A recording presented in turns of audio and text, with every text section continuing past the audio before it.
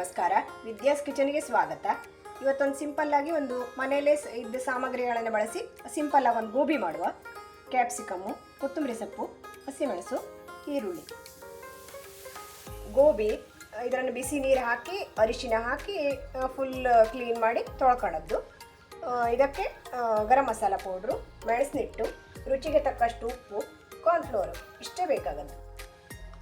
ಇದಕ್ಕೆ ಸರಿ ಹಿಡಿಯುವಷ್ಟು ಕಾರ್ನ್ಫ್ಲೋರ್ ಹಾಕ, ಮೆಣಸಿನಿಟ್ಟು, ಸ್ವಲ್ಪ ಖಾರ ಹಾಕುವಷ್ಟು,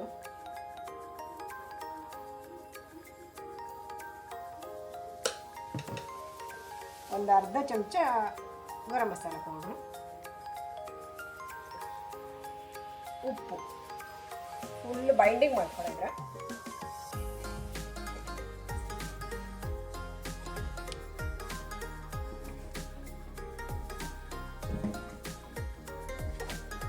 ಈಗ ಎಣ್ಣೆಯಲ್ಲಿ ಕೊರೆದ್ರಾತು.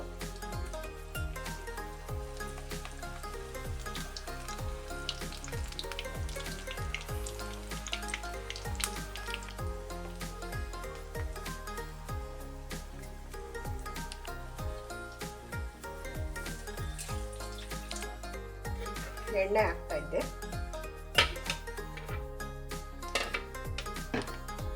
ಈರುಳ್ಳಿ ಫ್ರೈ ಮಾಡ್ತಾರ. ಫಸ್ಟು ಹಸಿಮೆಣಸು, ಕ್ಯಾಪ್ಸಿಕಮ್ ಇಷ್ಟು ಸರಿ ಫ್ರೈ ಆಗ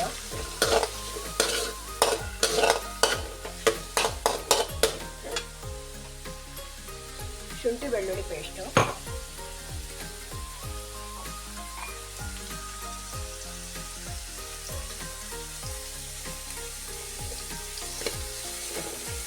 ಇದಕ್ಕೆ ಮೈದಾ ಮತ್ತು ಅಕ್ಕಿ ಹಿಟ್ಟು ಬೇಕು.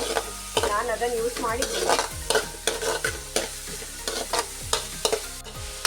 ಮನೇಲಿದ್ದ ಸಾಮಾನಲ್ಲೇ ಮಾಡಿದ್ದೆ. ಇಷ್ಟೇ ಮಾಡಿದ್ರು ರುಚಿ ಆಗ್ತು.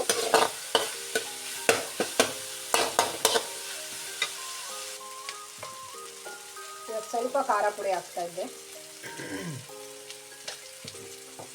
ಸ್ವಲ್ಪ ಉಪ್ಪು,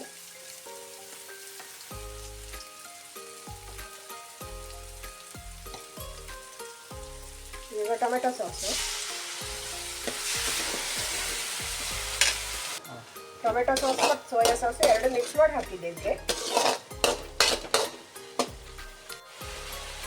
ಈಗ ಸ್ವಲ್ಪ ನಿಂಬೆ ರಸ,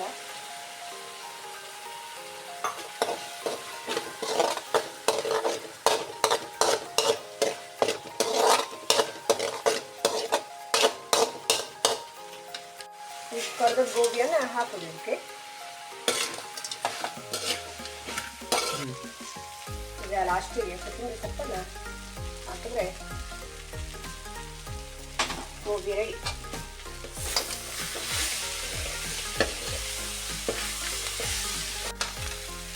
ವಿಡಿಯೋ ಇಷ್ಟ ಆದರೆ ಲೈಕ್ ಮಾಡಿ, ಶೇರ್ ಮಾಡಿ, ಸಬ್ಸ್ಕ್ರೈಬ್ ಮಾಡಿ. Thank you.